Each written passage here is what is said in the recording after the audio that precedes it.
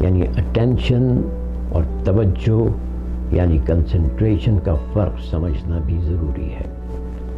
فرض کریں کہ آپ ایک اندھیرے کمرے میں ہیں، جب آپ کسی چیز پر ٹارچ سے روشنی ڈالتے ہیں تو وہ روشن ہو جاتی ہے۔ آپ کا دھیان ایک ٹارچ کی طرح ہے۔ اگر آپ کی ٹارچ بند ہے یعنی دھیان نہیں تو آپ کچھ نہیں دیکھ سکتے۔ آپ جب کچھ دیر تک کسی چیز پر روشنی رکھتے ہیں یعنی توجہ دیتے ہیں یا کنسنٹریٹ کرتے ہیں تو پھر وہ چیز آپ کو صحیح سے نظر آتی ہے اور ہو سکتا ہے کہ وہ چیز آپ کو بعد میں بھی یاد رہے۔